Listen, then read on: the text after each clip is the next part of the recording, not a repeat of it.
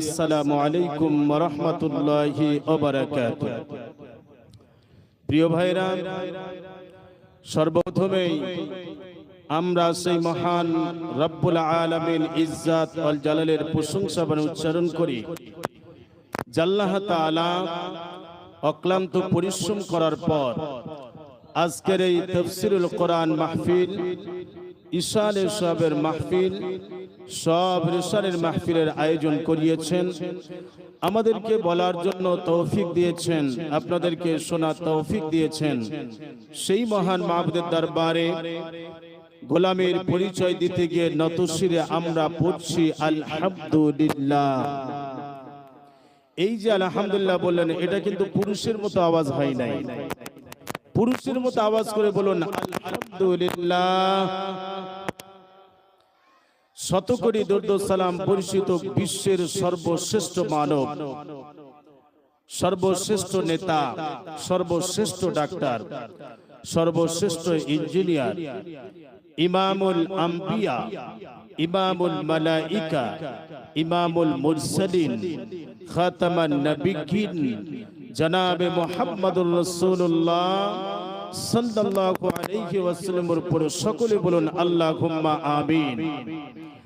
আল্লাহ পাকের রহমত, বরকত এবং শান্তি ওয়াজাচিতভাবে বর্ষিত হোক তারই নেক বান্দা এবং বান্দীদের উপরে সকলে বলুন আল্লাহুম্মা আমিন। প্রিয় ভাইরা, আজকে আমি আলোচনা করব ভেবেছি সূরা আল আসর। সূরা আসর নিয়ে আজকের আলোচনা হবে। তো ভূমিকাতে আমি কয়েকটা কথা বলে নেই। প্রথমে আলোচনা আমরা করব যে আমরা যারা বক্তা, আমরা যারা ওয়াইজিন, আমরা যারা নিজেদেরকে বক্তা বলে দাবি করি, বক্তব্য রেখে বেড়াই, আমরা স্টেজে উঠে কেমন কথা বলবো, কি ধরনের কথা বলবো? আমি কি স্টেজে উঠে আমার বাপ দাদার কথা বলবো? কথা বলতে হবে। বাপ দাদার কথা বলবো? আমি কি স্টেজে উঠে আমার দলের প্রশংসা করব? আমি কি স্টেজে উঠে আমার নিজের কথা বলবো? না। কি কথা বলবো? সেটা আল্লাহ তাআলা বলছেন। আসুন, আল্লাহ তাআলা বলছেন যে তোমরা যারা বক্তা, যারা ওয়াইজিন, যারা দাওয়াত দাও, মানুষকে দিনের দাওয়াতের কথা বলো, তোমরা কেমন কথা বলবে? আল্লাহ তাআলা সেটা কোরআনুল কারীমে সূরা হামিম সাজদার 33 নম্বর আয়াতে গোটা পৃথিবীর মানুষকে জানিয়ে দিলেন। আমার প্রিয় বান্দাগণ, আল্লাহ রাব্বুল আলামিন বলেন, আমাল আহসানু কওলাম মিম্মান দাআ ইলাল্লাহ ওয়া আমিলা সালিহান ওয়া ক্বালা ইন্নানি মিনাল মুসলিমিন।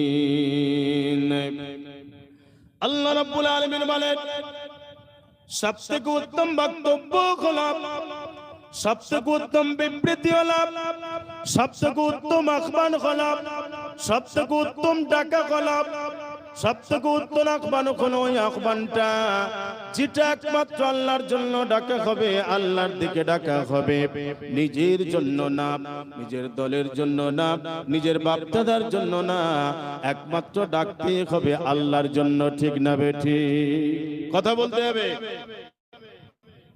ঠিক না বেঠিক? কথা বলতে হবে।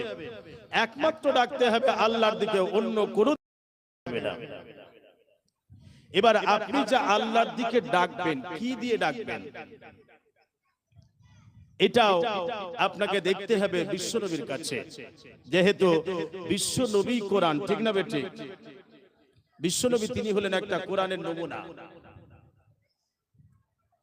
একদল সাহাবা আম্মাজান আয়েশা সিদ্দিকার কাছে এসে বললেন, আম্মাজান, বিশ্বনবীর চরিত্র সম্পর্কে আপনি আমাদের সামনে একটু বলুন। আম্মাজান আয়েশা সিদ্দিকা বলেন, ও নবীর সাহাবা, তোমরা কি আল্লাহর কোরআন পড়ো নাই? সাহাবারা বললেন, আম্মাজান, অবশ্যই আমরা কোরআন পড়েছি, কোরআন বুঝেছি, আম্মা জান আয়েশা সিদ্দিকা বলেন, ও নবীর সাহাবা, তোমরা যদি আল্লাহর কোরআন পড়ে থাকো, আল্লাহর কোরআন বুঝে থাকো, তোমরা যদি কোনো বাস্তব কোরআন দেখতে চাও, তোমরা যদি কোনো জীবন্ত কোরআন দেখতে চাও, তোমরা যদি কোনো কোরআনের নমুনা দেখতে চাও, তাহলে তোমরা বিশ্ব নবীর দিকে তাকিয়ে দেখো। বিশ্ব নবী হলেন চলমান কোরআন, বিশ্ব নবী হলেন বাস্তব কোরআন। ঠিক না ঠিক? বিশ্ব নবী হলেন বাস্তব কোরআন। আমার প্রিয় মায়েরা, বিশ্ব নবীর চলাটা কোরআন, বিশ্ব নবীর দেখাটা কোরআন, বিশ্ব নবীর কথাটা কোরআন, বিশ্ব নবীর বসাটা কোরআন, বিশ্ব নবীর কথাটাও কোরআন। বিশ্ব নবীর কথা কোরআন। মনে হয় আমি বুঝাতে পারছি না, বুঝাতে পারছি না, পারছি না। বিশ্ব নবীর কথা কি কোরআন?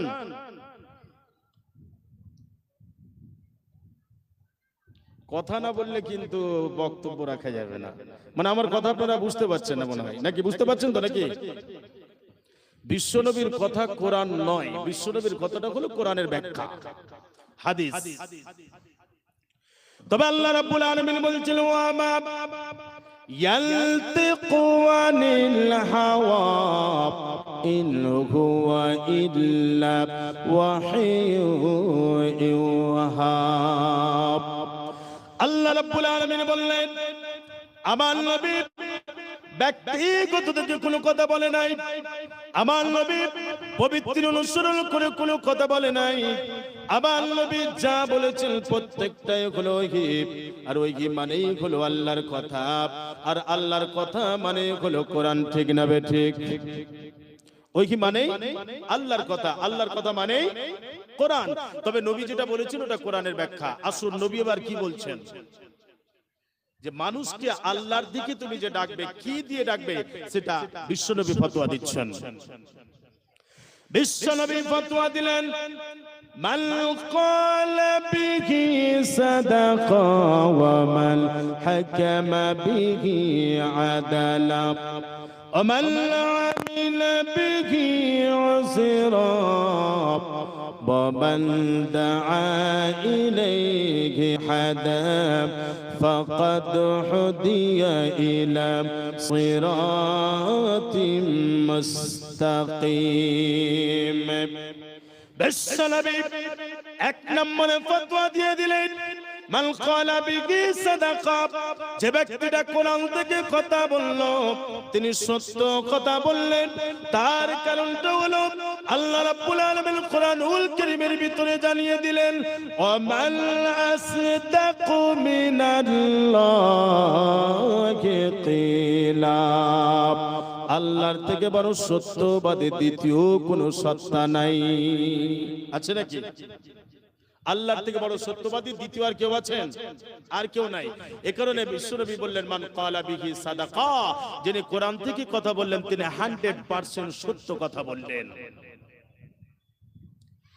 এরপরে বিশ্বনবী বললেন, ওমালা হাকামা বিহি আদালা, যে ব্যক্তিটা কোরআন থেকে বিচার ফয়সালা করলাম ওই ব্যক্তিটা সঠিক বিচার করলাম। আমার প্রিয় ভাইরা, আমাদের প্রত্যেকটা কোর্টে কোরআন থেকে বিচার হয়, ঠিক না বেঠিক? আমাদের কোর্টগুলোতে কোরআন থেকে বিচার হয়, ঠিক না বেঠিক? কেউ বলছেন ঠিক, কেউ বলছেন বেঠিক। আমাদের কোর্টগুলো কোরআন থেকে বিচার হয়? হয় না। বিশ্বনবী বললেন, ওমান হাকামা বিহি আদালা, যে ব্যক্তিটা কোরআন থেকে বিচার ফয়সালা করলেন তিনি সঠিক বিচার করলেন। আমাদের কোর্টগুলো যদি কোরআন থেকে বিচার হয় তাহলে তো সর্বপ্রথম নেতাগুলোর হাত কাটা যাবে, ঠিক না বেঠিক? যাবে না? যাবে না? নেতাগুলোর আগে হাত কাটা যাবে, কারণ ওরা তো সবথেকে বড় ভদ্র ডাকাত। ওরা সবটাই খেয়েছে, ইট খেয়েছে, বালি খেয়েছে, এমনকি জনগণের আমফানের টাকাটাও খেয়েছে। এজন্য ওরা চায় না যে কোর্টেতে কোরআন থেকে বিচার ফয়সালা হোক। এরপরে বিশ্বনবী আবার ফতোয়া দিলেন, ওমান হাকামা বিহি আদালা ওমান আমিলা বিহি উযরা। আমার প্রিয় ভাইরা, আপনি যদি নামাজ আদায় করেন, যদি রোজা করেন, যাকাত আদায় করেন, হজ করেন, হাসরের মাঠে আল্লাহ রাব্বুল আলামিন ফেরেশতাদের মাধ্যমে পুরস্কার দেবেন। কিন্তু বিশ্বনবীর ফতোয়া অনুযায়ী ওমান আমিলা বিহি গুজরা, তোমার নামাজ, তোমার যাকাত, তোমার বক্তব্য, তোমার বিবৃতি, তোমার লেনদেন আল্লাহর কোরআন ভিত্তিক যদি হয়ে থাকে, হাসরের মাঠে ফেরেশতাদের মাধ্যমে নয়, আল্লাহ রাব্বুল আলামিন নিজে কুদরতি হাতে পুরস্কার দিয়ে দেবে। সুবহানাল্লাহ বলবেন না?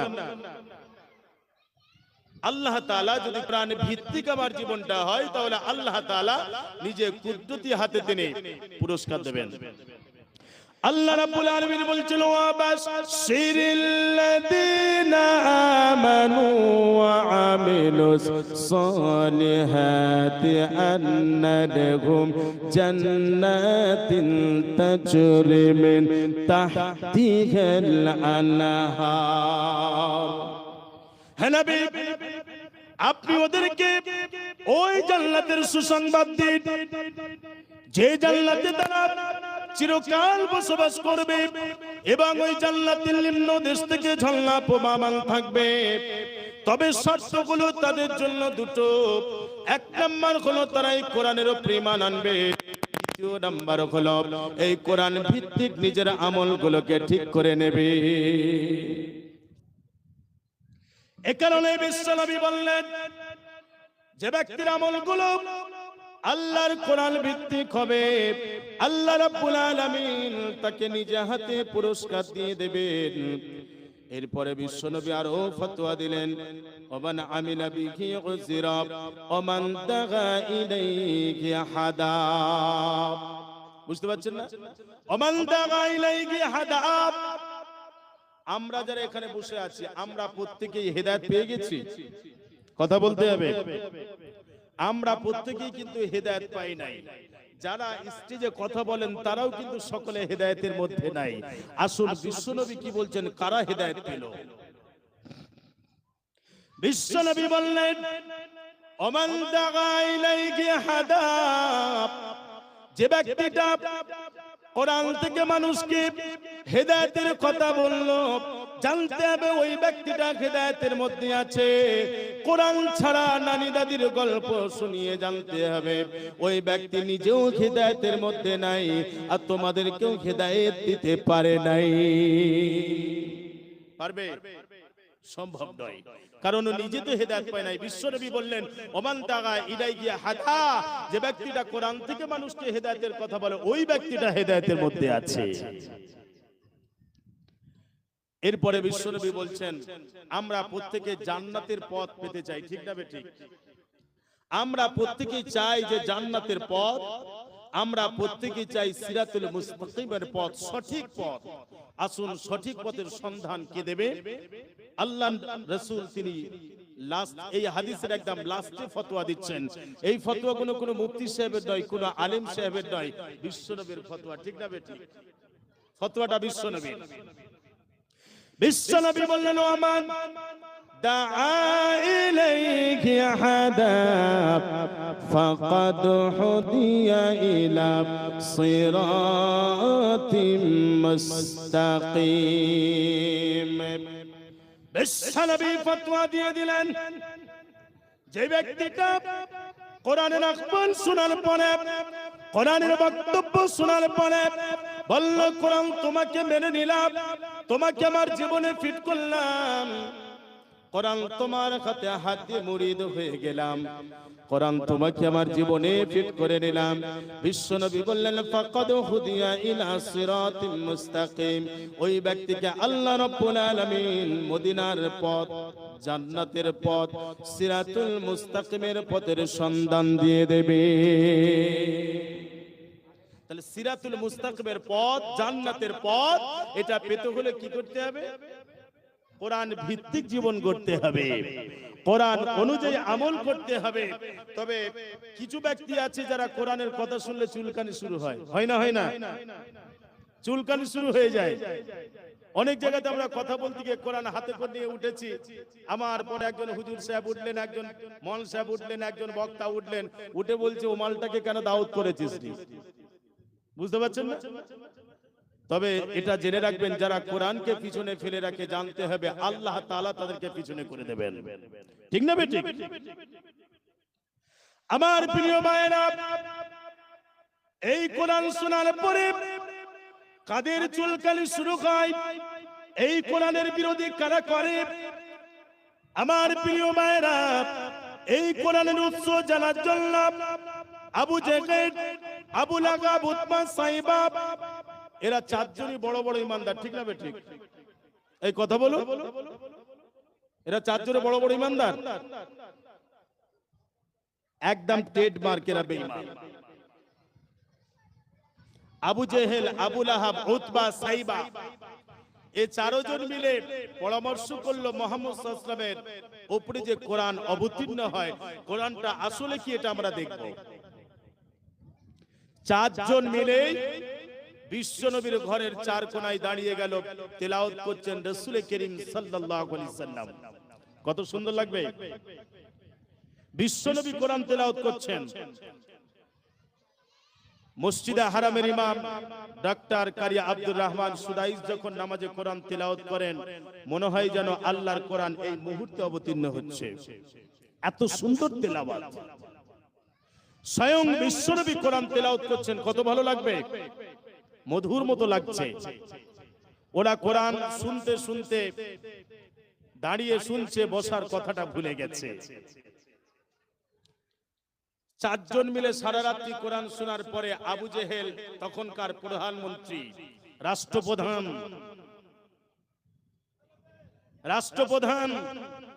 তার ক্যাবিনেট মন্ত্রী এবং স্বরাষ্ট্রমন্ত্রী আবু লাহাব উতবা এবং সাইবাকে বলছে, ভাই আবু লাহাব, ভাই উতবা, ভাই সাইবা, তোমরা যে মুহাম্মদের মুখে কোরআন শুনলে তোমাদের মনটা কি বলছে বলো। এরা তিনজন মিলে বলল, লাত উজ্জার কসম করে বলছে কোরআন মানুষের না। সুবহানাল্লাহ বলুন। এ কোরআন মানুষের না, এ কোরআন নিশ্চয়ই অন্য কোন শক্তির, এ কোরআন মানুষের নয়। আবু জেহেল বলল, আমরা যদি এদিকে কোরআনের দিকে ঝুঁকে যাই তাহলে তো সমস্যা হয়ে যাবে, এসো আমরা হাতে হাত দিয়ে ওয়াদা করে আমরা কাল থেকে আর কোরআন শুনতে আসবো না। যেহেতু তিনি হলেন আবু জেহেল, সেই সময়কার প্রধানমন্ত্রী, রাষ্ট্রপ্রধান, তাকে খুশি করতে হবে, হাতে হাত দিয়ে ওয়াদা করলো আমরা কোরআন কাল থেকে আর শুনতে আসবো না। আমার প্রিয় ভাইরা, সারাদিন গেলাম, সারাদিন যাবার পরে যেই সন্ধ্যা হয়ে গেছে, আবু জেহেল, আবু লাহাব, উতবা এবং সাইবা, এদের মনের ভিতরে তোলপাড় শুরু হয়ে গেছে। এটাই হলো কোরআনের আকর্ষণ। আপনি যদি একবার কোরআন শোনেন, এই কোরআন শোনা থেকে আপনি বা নিজেকে বাঁচাতে পারবেন না। এটাই হলো কোরআনের মুজিজা। আমার প্রিয় ভাইরা, আবু জেহেল বলল, ভাই আবু লাহাব, ভাই উতবা, ও সাইবা, আমরা যদি এই নিজের মক্কার লিডার হয়ে, আমরা যদি দলের প্রতিনিধি হয়ে আমরা যদি কোরআনের দিকে ঝুঁকে যাই, তাহলে আমাদের তো নেতৃত্ব টিকে থাকবে না। ঠিক না বেঠিক? ঠিক তাদের কথাটা এখন আমাদের সঙ্গে মিলান। সেই সময় আবু জেহেল বললাম যে আমরা যদি কোরআনের দিকে ঝুঁকে যাই, আমাদের নেতৃত্ব টিকে থাকবে না। আজকে যারা জানতে হবে কোরআনের বিরোধী করছে, কোরআন মাঠে আনতে দেওয়া যাবে না, কোরআন সমাজে দেওয়া যাবে না, কোরআন থেকে বক্তব্য রাখলে মানুষ কোরআনের দিকে ঝুঁকে পড়বে, তাহলে আমাদের দলের লোকগুলো কমে যাবে। এটাই ভাবনা চিন্তা না? আমাদের দলের লোকগুলো কমে যাবে, এজন্য কোরআন শুনতে দেওয়া যাবে না, কোরআন থেকে বাঁচাতে হবে। এরা কি করলো? মক্কার পার্লামেন্টে কোরআনের বিরুদ্ধে বিল পাস করলো। আজকে আমাদেরও পার্লামেন্টে কোরআনের বিরুদ্ধে অনেকগুলো বিল পাস হয়েছে, হয়েছে না হয় নাই? হয়েছে। মক্কার পার্লামেন্টে কোরআনের বিরুদ্ধে বিল পাস করলো, আল্লাহ রাব্বুল আলামিন সেই কথাটা কোরআনে কোট করে রাখলেন। তার কারণটা হলো আবু জেহেল মারা যাবে, উতবা মারা যাবে, সাইবা মারা যাবে, এরা প্রত্যেকেই মারা যাবে, কিন্তু আবু জেহেল মার্কা মানুষ পৃথিবীতে কিয়ামত পর্যন্ত থাকবে। ঠিক না বেঠিক? উতবা মার্কা মানুষ কিয়ামত পর্যন্ত পৃথিবীতে থাকবে, সাইবা মার্কা মানুষ কিয়ামত পর্যন্ত পৃথিবীতে থাকবে। এজন্য এদের যে আচরণ এমনটা হবে না। ও আমার বান্দা বান্দিরা, তোমরা এটা কখনোই ভুলে যেও না। আল্লাহ রাব্বুল আলামিন বললেন, মক্কার পার্লামেন্টে কাফেররা বিল পাস করল, তারা বলল অকালাল্লাযীনা কাফারু لا تسمعوا لهذا القرآن والغوا فيه لعلكم تغلبون وقال الذين كفروا كفرين بالله মক্কার পার্লামেন্টে বিল পাস করলাম, লা তাসমাউ লিহাদাল কোরআন, কোরআন তোমরা শুনবে না, আলগাউ ফীহি লাআল্লাকুম তাগলিবুন, কোরআন তো শুনবেই না, বরঞ্চ কোরআন নিয়ে যেখানে আলাপ আলোচনা হবে, কোরআনের সমাজ গড়ার যেখানে চেষ্টা করা হবে, কোরআন থেকে যারা কথা বলবে, কোরআন থেকে যেখানে আলাপ আলোচনা হবে, তোমরা সেখানে বিভ্রান্তি তৈরি করো। যারা কোরআনের রাজ করতে চাইবে, যারা কোরআন থেকে কথা বলতে চাইবে, কোরআনের সমাজ যারা করতে চাইবে, তাদেরকে জেলে ভরে দাও, তাদেরকে ফাঁসির কাস্টে ঝুলিয়ে দাও, তাদেরকে জরিমানা করে দাও এবং তাদেরকে বিভিন্ন রকমের অপবাদ দিয়ে দাও, তাহলে তোমরা সফল কাম হবে। যদি এটা না করতে পারো, তাহলে তোমরা কখনোই সফল কাম হবে না। যেমন আল্লাহ তাআলা বলেন, ওয়াত্তিনি ওয়াস-সাইতুনি ওয়া তুরি সিনিন ওয়া হাদাল বালাদিল আমিন। ওয়াত্তিন এবং যাইতুন এবং তুরে সিনিন এবং মক্কা মদিনার সকলের কসম করে আমি বলছি, লাকাদ খালাকনাল ইনসানা ফি আহসানি তাকবীম, আমি মানুষকে সবথেকে সুন্দর আকৃতি দিয়েছি। আমার প্রিয় ভাইরা, আল্লাহ রাব্বুল আলামিন এখানে তিনি তিল যাইতুন এবং তুরে সিনিন, তুর পাহাড়ের কসম খেলেন, মক্কা মদিনার সকলের কসম খেলেন। আল্লাহ তাআলা তেমনি সূরা আসরের ভিতরে তিনি একটা সময়ের কসম খেলেন। এই যে সময়ের কসম তিনি কেন খেলেন, সময়ের কসম তিনি কেন খেলেন, ইমামে শাফি রাহমাতুল্লাহ বলছেন, আমি এই ব্যাখ্যাটা বুঝতে পেরেছি একজন বড় পলার কাছ থেকে, একজন বড় বিক্রেতার কাছ থেকে আমি এর ব্যাখ্যাটা বুঝতে পেরেছি। ইমামে শাফি বলছেন, আমি এক সময় বাজারে গেলাম, বাজারে যাওয়ার পরে দেখলাম যে একজন বড় পলা চিৎকার করে করে বলছে, ও বাজারের মানুষেরা, তোমরা আমার উপরে দয়া করো, আমার পুঁজি গলে যাচ্ছে।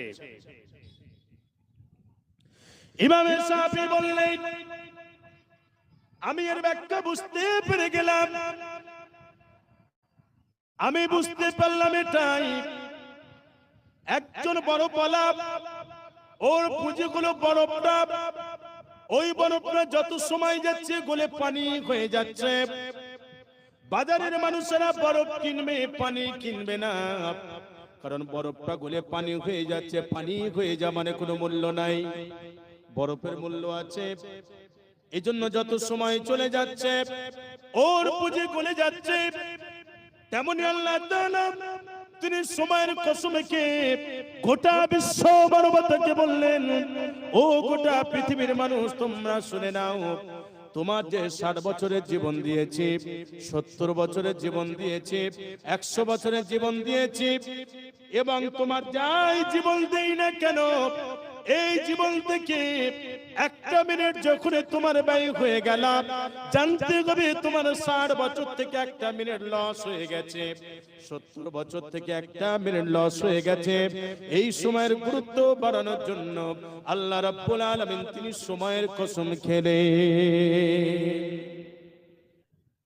যেমন আল্লাহ তাআলা কোরআনুল কারীমের আল্লাহ তিনি বলছেন, আল্লাহ তাআলা বলেন, লাইসাল বিররা আন তুওয়াল্লু উজুহাকুম কিবালাল মাশরিকি ওয়াল মাগরিব ওয়ালাকিন্নাল বিররা মান আমানা বিল্লাহ ওয়াল ইয়াউমিল আখির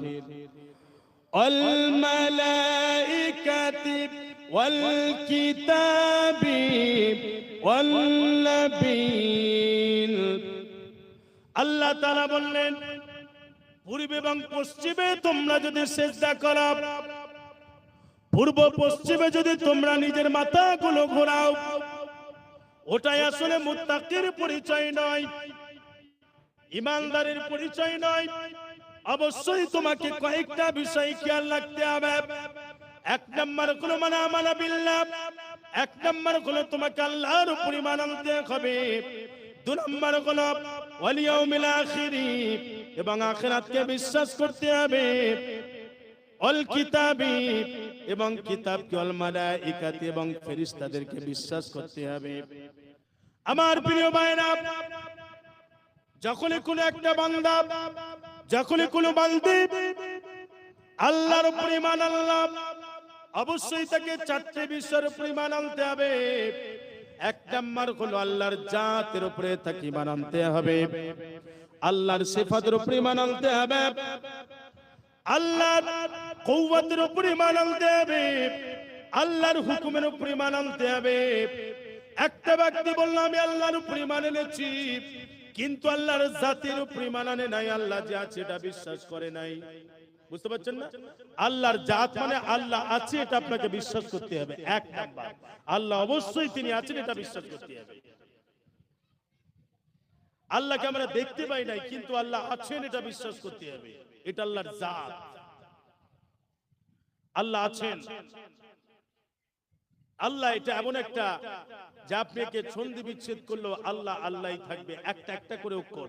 আমি ওদিকে যাব না, যেহেতু সময় একদম সংক্ষেপের দিকে। এক নম্বর হলো যে আল্লাহ আছে, এটা আপনাকে বিশ্বাস করতে হবে, তবে আপনি ঈমান এনেছেন। এক নম্বর। এখন কোন ব্যক্তি যদি বলে যে আল্লাহ বলে কেউ নাই, কিন্তু সে মুসলমান, আল্লাহ বলে কেউ নাই কিন্তু সে মুসলমান,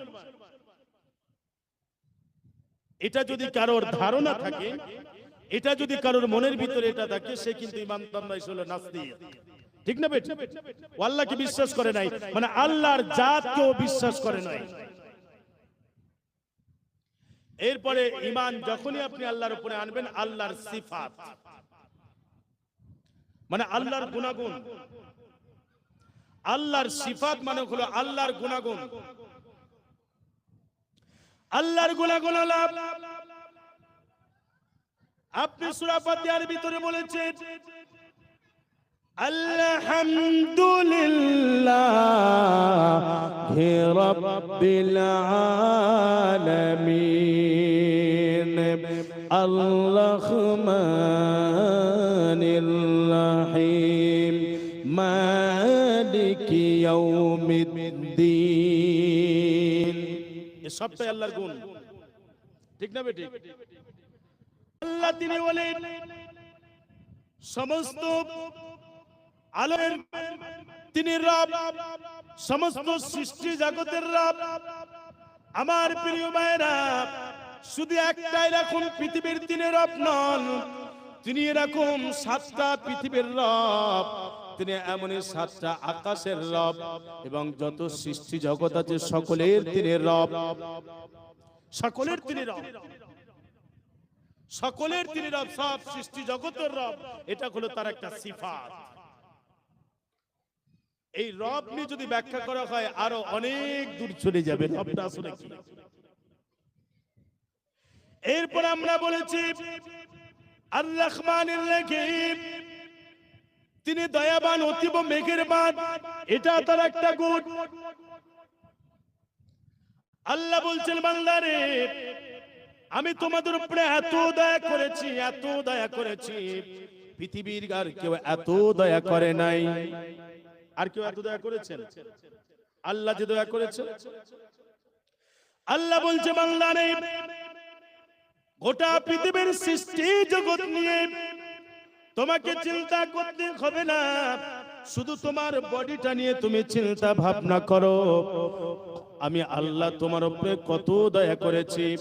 আল্লাহ বলছে বান্দারে গোটা পৃথিবীর যত মানুষকে আমি দিয়েছি, এমনকি একটা কারখানায় যখন একটা ফার্ম থাকে, সেই ফার্ম থেকে যখন কোন একটা পার্ট সেখান থেকে বার হয়, যদি 5টা পার্ট সেখান থেকে বার হয়, 5টা পার্ট সে একরকম থাকে, কিন্তু আমি আল্লাহ এত বড় দয়াবান, এত বড় রহমান, যে একটা মাতৃ গর্ভের ভিতর থেকে, রেহেমের ভিতর থেকে ওই জায়গাটা বেশি বড় নয়, 6 থেকে 8 ইঞ্চি জায়গার ভিতরে আমি ওর ভিতরে একটা মাত্র গর্ভের ভিতর থেকে যদি আমি 5টা সন্তান দিই, 5টা সন্তানের আকৃতিকে আমি আল্লাহ আলাদা আলাদা করেছি, এমনকি প্রত্যেকের কণ্ঠস্বর আমি আল্লাহ আলাদা করে বানিয়ে দিয়েছি। যদি আমি আল্লাহ একই কণ্ঠস্বর দিয়ে দিতাম রাতের অন্ধকারে, তাহলে ডাকাতেরা এসে ডাক দিত, মা আমি তোমার সন্তান এসেছি। বলতো না? বলতো না? আমি তোমার সন্তান এসেছি। মা ভাবতো আমার ছেলে, দরজা খুলে যেত, ডাকাতি হয়ে যেত। এজন্য আল্লাহ বলছেন আমি প্রত্যেকের কণ্ঠস্বরকে আলাদা আলাদা করেছি। এরপর আল্লাহ বলছেন যখন কোন একটা সন্তান মাতৃগর্ভের ভিতরে থাকে, একটা সন্তান যখন মাতৃগর্ভের, মেডিকেল সায়েন্স বলছে মাথাটা উপরের দিকে, পাটা নিচের দিকে থাকে, জায়গাটা কিন্তু খুব বড় নয়, 6 ইঞ্চি অথবা 8 ইঞ্চি জায়গা। আল্লাহ বলছেন ফি কারারিম মাকিন, আমি খুবই সংরক্ষিত জায়গার মধ্যে একটা সন্তানকে রাখি, পৃথিবীর কোন জীবাণু ওখানে পৌঁছাতে পারে না। আল্লাহ বলছেন বান্দারে একটা সন্তান তার মাথাটা উপরের দিকে থাকে, পাটা নিচের দিকে। মেডিকেল সায়েন্স বলছে পায়ের দিক থেকে যদি প্রসব হয়, প্রসবিনী মারা যেতে পারে, কিন্তু আমরা বেশিরভাগ দেখতে পাই মাথার দিক থেকে প্রসব হয়। ঠিক না বেঠিক? মাথার দিক থেকে প্রসব হয়। এই যে 6 ইঞ্চি অথবা 8 ইঞ্চি জায়গা, এর ভিতরেতে এই বাচ্চাটাকে পালাট মানে ঘোরালো কে, কিভাবে? যখন মায়ের গর্ভ থেকে সন্তান পৃথিবীতে আসার সময় হয়, আল্লাহ তাআলা ওই সন্তানকে প্রশ্ন করেন আলাস্তু বিরাব্বিকুম, ও মাতৃগর্ভের আমার বান্দা আমি কি তোমার রব নয়? তখন সন্তান বলে ক্বালু বালা, নিশ্চয়ই নিশ্চয়ই আপনি আমার রব। আল্লাহ তাআলা তখন বলেন আমি যদি তোমার রব হয়ে থাকি, আমি তোমার রব হয়ে তোমাকে অর্ডার করছি তুমি আমাকে একবার সাজদা করো। ওই সন্তান মাতৃগর্ভের ভিতরে তার রবকে সিজদা করে, আল্লাহকে সিজদা করে, মাথাটা নিচের দিকে এসে যায়, মায়ের প্রসব যন্ত্রণা শুরু হয়ে যায়, মা সন্তানকে পুশ করে দেয়। আল্লাহ বলছেন বান্দারে শুধু কি এটা, আরো শুনে নাও আমি কেমন রব, আমি কেমন রহমান, আমি কেমন দয়াবান। তুমি তোমার মাতৃগর্ভে থাকা অবস্থায় আমি আল্লাহ সেখানে তোমার খাবারের ব্যবস্থা করলাম, কোন বৈজ্ঞানিক খাবার পৌঁছে দেয় নাই, কোন ডাক্তার খাবার পৌঁছে দেয় নাই, আমি তোমাকে সেখানে খাদ্য দিলাম, আস্তে আস্তে তোমাকে বড় করলাম। এরপরে তুমি পৃথিবীতে আসার 6 মাস আগে আমি আল্লাহ তাআলা তোমার মায়ের বুকেতে তোমার খাবারকে রিজার্ভ করে রাখলাম, তোমার মায়ের বুকেতে তোমার খাবারকে জমা করে রাখলাম। ওটা শুধু খাবারে নয়, তোমার জন্য প্রথম যে তোমার খাবারটা তোমার মা তোমার বুকেতে দিয়েছে, আমি এই খাবারটা তোমার জন্য অ্যান্টিবায়োটিক বানিয়ে দিলাম, রোগের প্রতিষেধক। আমার প্রিয় ভাইরা, এরপর আল্লাহ বলছেন বান্দারে, শুধু কি আমি খাবার গরম করেছিলাম, ওই খাবারকে বেশি মিষ্টি দিই নাই, বেশি নুনও দিই নাই, ওই খাবারকে বেশি গরম করি নাই তোমার কণ্ঠ নালী না পুড়ে যায়। আবার ওই খাবারকে এত ঠান্ডা করি নাই যে তোমার নিউমোনিয়া এসে যাবে, আমি ওটাও করি নাই। আমি তোমার জন্য এমন একটা খাবারের ব্যবস্থা করে দিলাম যার বিকল্প পৃথিবীর কোনো মানুষ বানাতে পারে নাই। পেরেছে? পৃথিবীর কোন মানুষ বানাতে পারে নাই। এরপর আল্লাহ বলছেন বান্দারে, তোমার মায়ের খাবারের জায়গার যে ছিদ্রগুলো, ওই ছিদ্রগুলো আমি যদি একটা বড় দিয়ে দিতাম, একসঙ্গে তোমার খাবারটা তোমার গলাতে এসে গিয়ে তোমার কচি কণ্ঠ নালীটা আটকে যেত, তুমি মারা যেতে। এই জন্য আমি আল্লাহ তাআলা ক্ষুদ্র ক্ষুদ্র 32টা ছিদ্র বানিয়ে দিলাম। তিনি হলেন রহমান। এরপর আল্লাহ বলছেন বান্দারে, আল্লাহ তোমাকে মাতৃগর্ভের ভিতরে খাওয়াতে পারলাম, আল্লাহ তুমি পৃথিবীতে আসার 6 মাস আগে তোমার খাবারকে রিজার্ভ করে রাখলাম। ওই আল্লাহ তাআলার ইবাদত যদি তুমি করো, সে আল্লাহর কি ক্ষমতা শেষ হয়ে গেছে নাকি যে তোমার খাবারের ব্যবস্থা তিনি করতে পারবেন না? বলুন। আল্লাহ অবশ্যই তিনি খাবারের ব্যবস্থা করে দেবেন। আল্লাহ তাআলা অবশ্যই খাবারের ব্যবস্থা করে দেবেন। আমার প্রিয় ভাইরা, আল্লাহ বলছেন বান্দারে, আমি কেমন দেখনে ওয়ালা, আমি কেমন শুনলে ওয়ালা, আমি কেমন দেনে ওয়ালা, একবার তোমরা শুনে নাও। ঘুটঘুটে অমাবস্যার অন্ধকার রাত্রিতে কালো পাহাড়ের নিচে কালো পিপড়েকে যখন চলে চলে যায়, আমি আল্লাহর সমাসীন থেকে আমি আল্লাহ তাআলা ওই পিপড়িকার পায়ের আওয়াজটাকে আমি শুনতে পেয়ে যাই, এবং আমি আল্লাহ তাআলা ওই পিপড়িকাকে আমি দেখতেও পেয়ে যাই। কেমন দেখনে ওয়ালা, কেমন শুননে ওয়ালা, বুঝতে পারছেন? আর একজন পিপীলিকাকে যদি অমাবস্যা ঘুটঘুটে অন্ধকার রাত্রিতে কালো পাহাড়ের নিচে চলে গেলে আল্লাহ আরশেতে সমাসীন থেকে যদি দেখতে পান, আজকে আপনারা এখানে বসে আছেন, কোরআন শুনছেন, আল্লাহ কি দেখতে পাই নাই?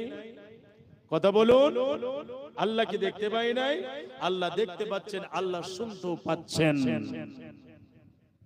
এরপর আল্লাহ বলছে, আমি কেমন দেনেওয়ালা। আল্লাহ বলছে বান্দারে,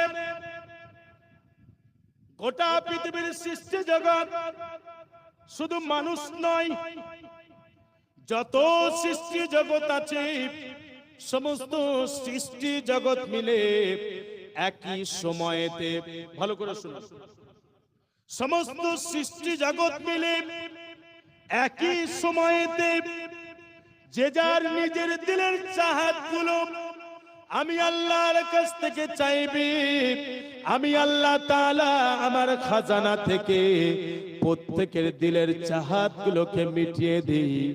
আমার খাজানা থেকে এতটুকু কম হয় নাই, যেমন সমুদ্রে একটা ছুঁচ ফোটালে যতটা পানি ছুঁচের মাথায় ওঠে, আমার খাজানা থেকে অতটাও কম হয় নাই।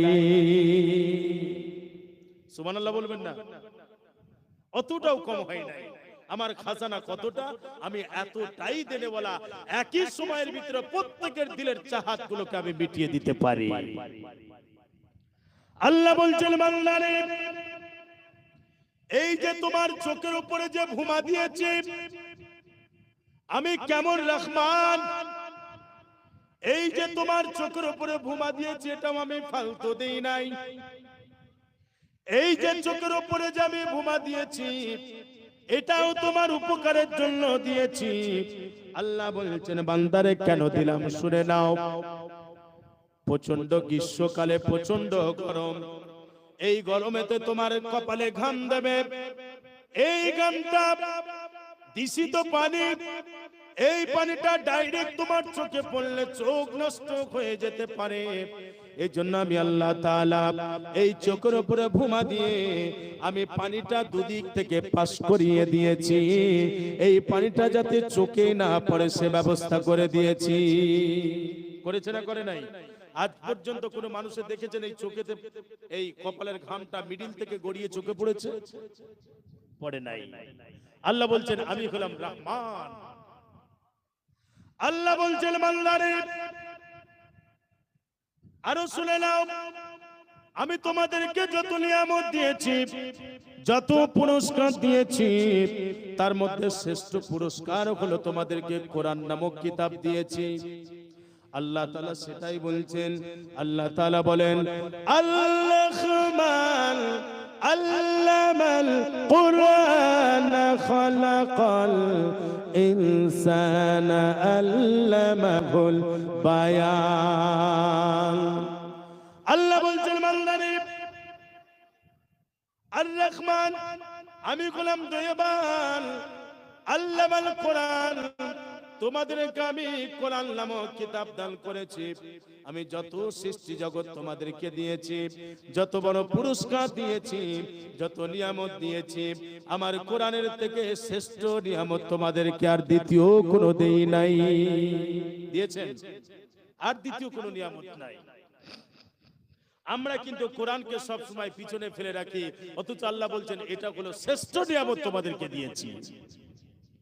এরপরে আসুন, দ্বিতীয় নাম্বার হলো আল্লাহর উপর ঈমান আনলে, এক নাম্বার হলো আল্লাহর জাত, দ্বিতীয় হলো আল্লাহর সিফাত, তৃতীয় হলো আল্লাহর কুওয়াত, আল্লাহর ক্ষমতা। বুঝতে পারছেন না? আল্লাহর ক্ষমতা, আল্লাহর ক্ষমতা কেমন? আল্লাহর বিশাল ক্ষমতা, যেটা আপনি কল্পনা করতে পারবেন না, যেটা আপনি কল্পনা করতে পারবেন না। আল্লাহ বলছেন আমার ক্ষমতা কেমন? আমার ক্ষমতা ওয়ালা মালিক ইয়াউমিদ্দিন, আমি গোলাম কিয়ামতের মালিক। আমার প্রিয় ভাইরা, গোটা পৃথিবী যখন লন্ডভন্ড হয়ে যাবে, এমনকি কোন ফেরেশতাও থাকবে না, ফেরেশতাও গুলো মারা যাবে, সব ফেরেশতা মারা যাবে, শেষে তো হযরত আজরাইল থাকবে। আল্লাহ তাআলা বলবেন আজরাইল, ও আমার ফেরেশতা আজরাইল, আর কি আমার কোন সৃষ্টি আছে নাকি বলো? আজরাইল বলবেন রব্বুল আলামিন, তুমি এবং আমি ছাড়া দ্বিতীয় কোন সত্তা নাই। আল্লাহ বলবেন মুতিয়া মালাকুল মাউত, হে মালাকুল মাউত তুইও মারা যা। মালাকুল মাউত মারা যাবে, হযরত আজরাইল ইসলাম তিনিও মারা যাবেন। পৃথিবীর কোন সত্তা থাকবে না, কেউ থাকবে না। আল্লাহ তাআলা পৃথিবীর দিকে লক্ষ্য করে বলবেন, ও পৃথিবী, আজকে তোমার উপরে ওই সমস্ত আইনা জিবালুকি, ওই সমস্ত বড় বড় পাহাড় গুলো কোথায় গেল? ওই সমস্ত বড় বড় আইনা মামলুকি, যারা নিজেদেরকে পৃথিবীর বাদশা বলে দাবি করত, যারা বলতো আমি হলাম ক্ষমতার উৎস, আমি হলাম শ্রেষ্ঠ ক্ষমতা, এইভাবে যারা নিজেরা পৃথিবীতে নিজেদের গর্ব করে চলতো, ওই সমস্ত ব্যক্তিগুলো আজকে কোথায় গেল? আল্লাহ তাআলা তখন বলবেন যে একমাত্র পৃথিবীর বাদশাই এবং গোটা সৃষ্টি জগতের বাদশা আমি একমাত্র আল্লাহ। কত ক্ষমতা বুঝতে পারছেন? পৃথিবীর কেউ আল্লাহর সামনে দাঁড়িয়ে কথা বলবে ক্ষমতা নাই। আল্লাহ রাব্বুল আলামিন কোরআনে বলছেন واتقوا يوما لا تجزي نفس عن نفس شيئا ولا يقبل منها شفاعة ولا يؤخذ منها عدل ولا هم ينصرون رب العالمين বলেন হাসরের মাঠে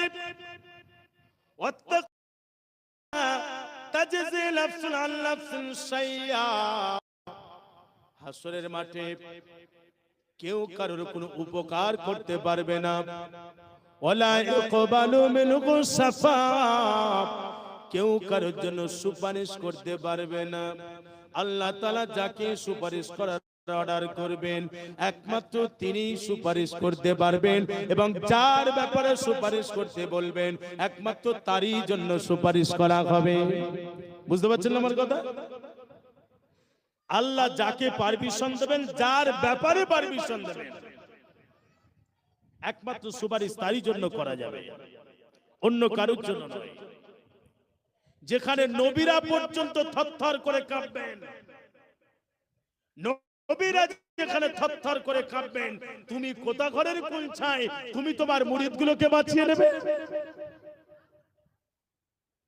একমাত্র সুপারিশ করতে পারবেন আল্লাহ অর্ডার করবেন রাসূল করিম সাল্লাল্লাহু আলাইহি সাল্লামকে ক্ষমতা প্রচন্ড ক্ষমতার মালিক আল্লাহ তাআলা এজন্য আপনি যখন ঈমান আনবেন সমস্ত ক্ষমতার উৎস একমাত্র আল্লাহ তাআলা আপনি যখনই আল্লাহর উপর ঈমান আনবেন চারটি বিষয় আপনাকে খেয়াল রাখতে হবে এক নাম্বার আল্লাহর জাত দ্বিতীয় আল্লাহর সিফাত তৃতীয় হলো আল্লাহর কুওয়াত আল্লাহর ক্ষমতা তৃতীয় হলো আল্লাহর হুকুম আল্লাহর হুকুমটা যেমন মেনে নিয়া পালন করাটা ফরজ আল্লাহর নিষেধটা ছেড়ে দিয়া সেটা তেমনই ফরজ ঠিক না বেটি সেটা তেমনই ফরজ আমার প্রিয় মায়েরা এই বিপদ থেকে বাঁচার জন্য এক নম্বর আপনাকে আল্লাহর উপরে ঈমান আনতে হবে আল্লাহর উপরে যখন আপনি ঈমান আনলেন সঙ্গে সঙ্গে আপনাকে নবীদের উপরে ঈমান আনতে হবে কোন নবী পৃথিবীর কোন মানুষ থেকে নির্বাচিত নন আল্লাহর কাছ থেকে নবীরা নির্ধারিত নবীরা তারা মাসুম নবীরা তারা আল্লাহর কাছ থেকে নির্ধারিত এটা আপনাকে বিশ্বাস করতে হবে নবীদের কথাগুলো আপনাকে মানতে হবে এরপরে আপনাকে অবশ্যই আল্লাহর কিতাবগুলোকে মেনে নিতে হবে কোরআনকে অনুসরণ করতে হবে আরো তিনটি কিতাবকে আপনাকে মানতে হবে আল্লাহর ফেরেশতা আছে এটা বিশ্বাস করতে হবে এরপরে হাসরের মাঠে মৃত্যুর পরে আরেকটা জীবন আছে আল্লাহর সামনে আপনাকে দাঁড়াতে হবে এটা আপনাকে বিশ্বাস করতে হবে এগুলো প্রত্যেকটা আপনার ব্লাডের ভিতরে রাখতে হবে এগুলো প্রত্যেকটা আপনাকে ব্লাডের ভিতরে রাখতে হবে আপনাকে মানতে হবে দেখা যাক বা না যাক আপনাকে মানতে হবে আপনাকে অনুসরণ করতে হবে কোরআন এবং রাসূল করিম সাল্লাল্লাহু আলাইহি ওয়াসাল্লাম আসুন এরপরে আপনি এই বিপদ থেকে বাঁচার জন্য বিপদে পড়বে না তারা দ্বিতীয় নাম্বার হলো আল্লাহ বললেন ইল্লাল্লাযীনা আমানু ওয়া আমিলুস সলিহাত ঈমান আনার পরে তারা ভালো ভালো কাজ করবে নেক আমল করবে সৎ আমল করবে ভালো ভালো কাজ করবে এবার আসুন ভালো কাজটা আসলে কি নামাজ রোজা হজ যাকাত এগুলো করলেই কি ভালো কাজ আল্লাহ ভালো কাজের সংজ্ঞা দিচ্ছেন আল্লাহ তাআলা বলেন কুল ইল্লা সালাতি ওয়াল নুসুকি ওয়া মাহায়া ওয়া মামাতি লিল্লাহি রাব্বিল আলামিন আমার নামাজ আমার রোজা আমার যাকাত আমার বক্তব্য, আমার বিবৃতি, আমার লেনদেন, ওঠা বসা, আমার হায়াত এবং আমার মৃত্যু, আমার কোরবানি বিশ্ব জাহানের রব একমাত্র আল্লাহকে রাজি এবং খুশি করার জন্য। অর্থাৎ জন্মের পর থেকে নিয়ে মৃত্যু পর্যন্ত, দোলনা থেকে নিয়ে দুনুজা পর্যন্ত আপনি যে কাজটাই করবেন আল্লাহকে রাজি এবং খুশি করার জন্য হবে। আর পদ্ধতিটা থাকবে বিশ্বনবীর, তাহলে ওটাই হবে নেক আমল। এই বিশ্বনবীর পদ্ধতি ছাড়া, আল্লাহর হুকুম ছাড়া যদি অন্য কারোর হুকুম মেনে আপনি কাজ করেন, জানতে হবে অন্য কাউকে খুশি করার জন্য যদি আপনি কাজ করেন, জানতে হবে ওইটা হলো শয়তানি আমল, ওটারই নাম হলো বদমাশি আমল। বুঝতে পারছেন না?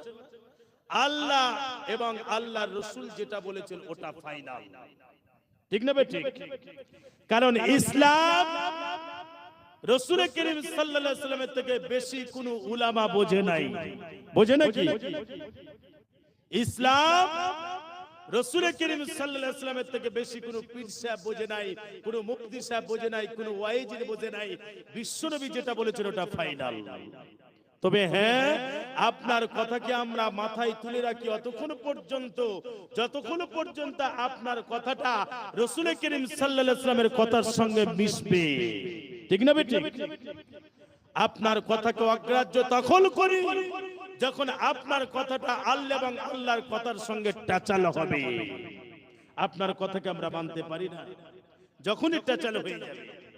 এজন্য আমি আগেই বলেছি যে আমাদেরকে, আলেমদেরকে যাচাই করতে হবে কোরআন হাদিস দিয়ে।